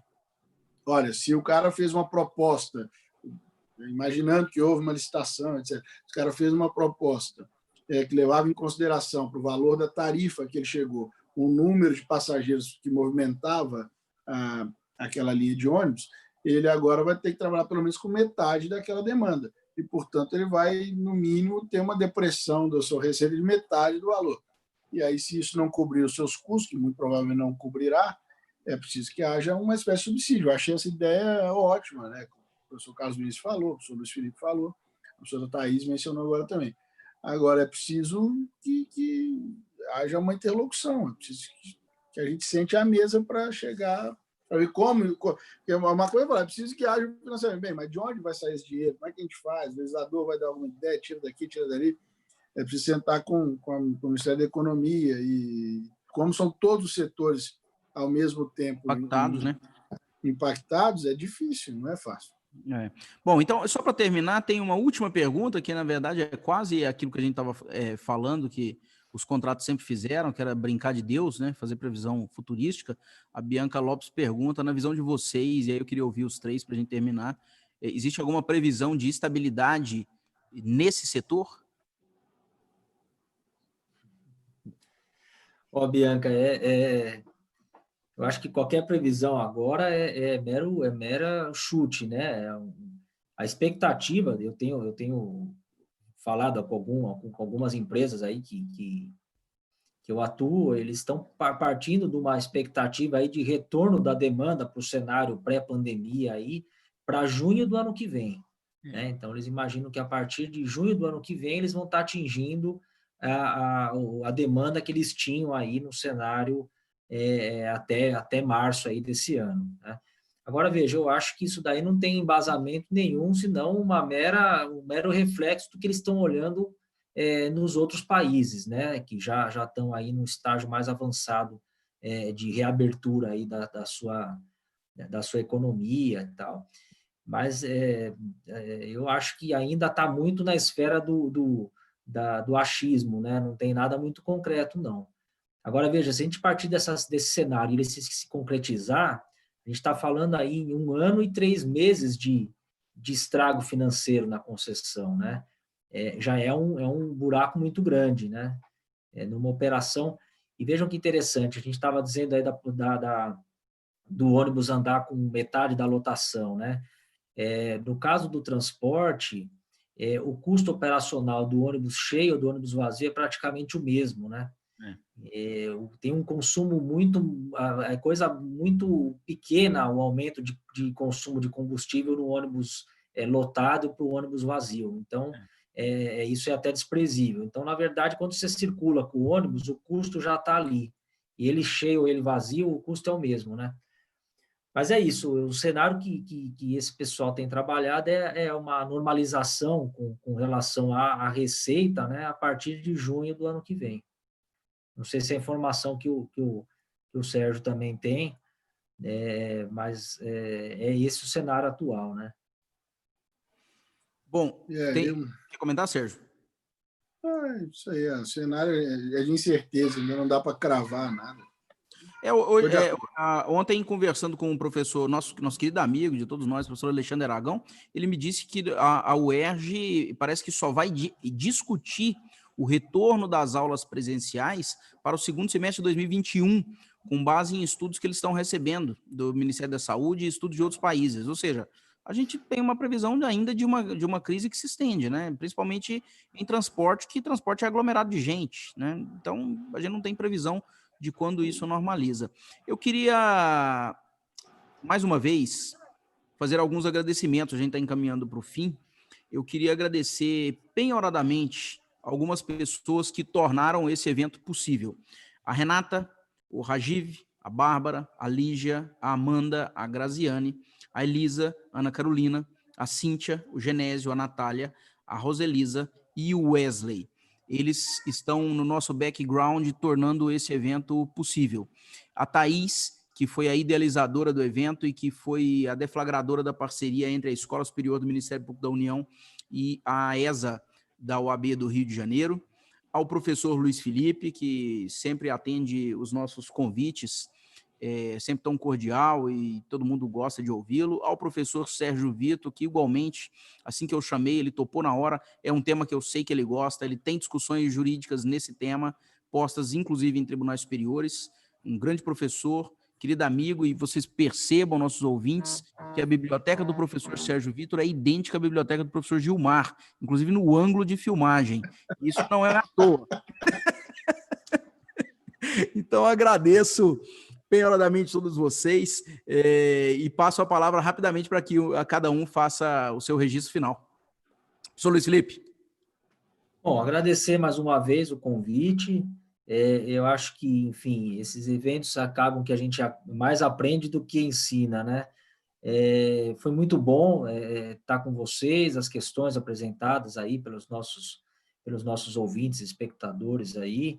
É sempre bom estar com pessoas queridas, pessoas amigas, mesmo que à distância, e torço para que a gente consiga, que seja em 1 ano, em 6 meses, enfim, um outro evento mais presencial, né? Para que a gente possa também depois tomar um vinho e bater um papo, que isso é insubstituível, né? Mas é isso, muito obrigado O a senhor Sérgio todos. Vitor foi o único que recebeu o lanche oferecido pela Escola Superior do Ministério Público. Ele estava tomando café durante um negócio. Pois eu estava O vendo serviço de aqui. copa funcionou lá na biblioteca dele. Professora Thaís. Obrigada, Carlos Vinícius. É muito bom a gente ter esse bate-papo e com esse sentimento, né, de debate, de aprendizado e com leveza. A gente já está num tempo tão difícil, né? Então, a gente tem que tentar contribuir com a disseminação de conhecimento, coisa que a Escola Superior do Ministério Público da União está fazendo belíssimamente sob sua condução, e pode sempre contar com o que a gente puder estar junto. A gente vai ter um na sexta, né? Imagino que você vai falar da sexta que a gente vai fazer, que é para sextar. E muito obrigada, Luiz e o Sérgio, pelo aprendizado. É o que o Luiz falou, assim, a gente mais aprende do que qualquer outra coisa, assim, é muito bom você ouvir os colegas que lidam com o tema no dia a dia e traz luz para questões que você nem tinha pensado, né? Eu acho que a docência traz muito isso, né? Eu sempre ouço muitos alunos e eles sempre vêm com alguma questão que eu falo que eu nunca teria pensado nisso se não tivesse falado. Então, a gente tem um grande privilégio, né, de poder dialogar e agora nesse cenário de pessoas tão qualificadas. Então, obrigada por ter apresentado o Carlos Vinícius e o Sérgio Vitor. O Luiz me apresentou o Carlos Vitor me apresentou o Sérgio Vitor, e assim vamos dando sequência às apresentações, que são sempre muito bem-vindas. Obrigada mais uma vez. Obrigado, Thaís. Professor Sérgio. Eu quero agradecer muito também o convite que me foi formulado pelo professor Carlos Vinícius, dileto amigo. Agradecer a professora Thaís, com quem eu já mantive contato, também já estamos combinando outros eventos. Agradecer a audiência, agradecer ao professor Luiz Felipe, que eu conheci de nome por meio de outros amigos, e dizer que eu também aprendi muito. O professor Luiz Felipe conhece muito o setor, eu estou começando a aprender muito ouvindo as suas colocações, e eu concordo com ele. A gente precisa fazer um evento presencial, porque a gente não pode esmorecer. É importante esse calor humano, é importante que a gente saia para jantar, bata um papo e que a gente possa se abraçar em pouco tempo. Muito obrigado, Sr. Carlos Vinícius, estou à sua disposição, estou às ordens para o que você precisar. Né? Logo mais estaremos em outros assim, virtuais, e, se Deus quiser, em breve, alguns presenciais. E a professora Thaís, e aí isso confirma, a maior organizadora de eventos, e ela é a amálgama, ela consegue juntar todo mundo do direito público brasileiro muito rapidamente, organiza ótimos eventos. A professora Thaís, ela já nos incitou a um novo evento. Esse evento também já ficou de pé, fruto dessa parceria da ESA com a Escola Superior do Ministério Público da União, e ele ocorrerá agora, no dia 29 de maio, às 16 horas. É um evento um seminário sobre sandbox regulatória na CVM. Convido a todos que estão nos ouvindo para participar e estar junto conosco em vários outros eventos da Escola Superior do Ministério Público da União.